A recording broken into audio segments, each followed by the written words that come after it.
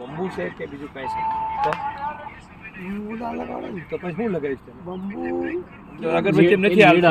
Bamboo છે ને lead આવે. બાંબુ કેવું છે કે આપણા ધર્મ ગ્રંથની અંદર એની વર્જિત છે.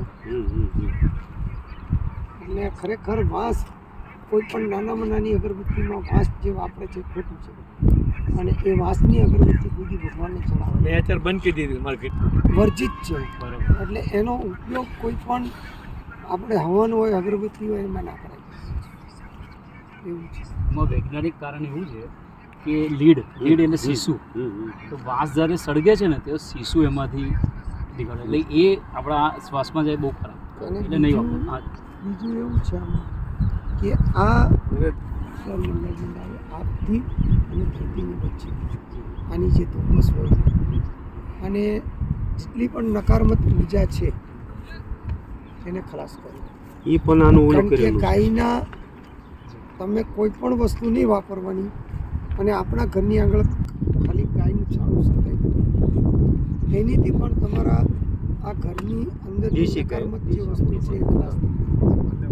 અને બીજું કે અત્યાર સુધી હું માનું છું ત્યાં સુધી ગાયને કોઈ સમજ્યા નથી. કેમ કે આ સૃષ્ટિના કેટલા પણ જીવ છે ઋષિ મુનિથી ભગવાન એકનું મળ કે મૂત્ર પવિત્ર હોય એ તમે મને બતાવો. જ્યારે ગાય માતા આપણી એવી છે કે એનું મળ અને મૂત્ર પવિત્ર હોય. કોઈ બી બીજી વસ્તુને તમે રસ્તામાં હોય તો તમને દૂષણા થાય. જ્યારે આ વસ્તુ એવી છે કે કેમ નથી તમને એની દૂષણા કેમ નથી થતી? કારણ કે એની અંદરની જે શક્તિઓ છે એની અંદરની જે ઉર્જાઓ છે એ નકારાત્મકને ખતમ કરી નાખે. એટલે અહીં ગાયનું છાણ પડ્યું હોય તો તમે ઊભા રહો કે એનો તમને એ ના થઈ શકશે. બીજી વસ્તુ નથી. એટલે કરી લઈએ ચાલો. જે સામાન યજ્ઞમાં વપરાય છે એ યજ્ઞમાં વપરાતા સાધનમાંથી અને સામાનમાંથી 108 ફૂટ લાંબી અગરબત્તી બનાવી છે અને એ અમારા વડોદરાના વિહાભાઈ માલધારી વિહાભાઈ ભરવાડે બનાવી છે.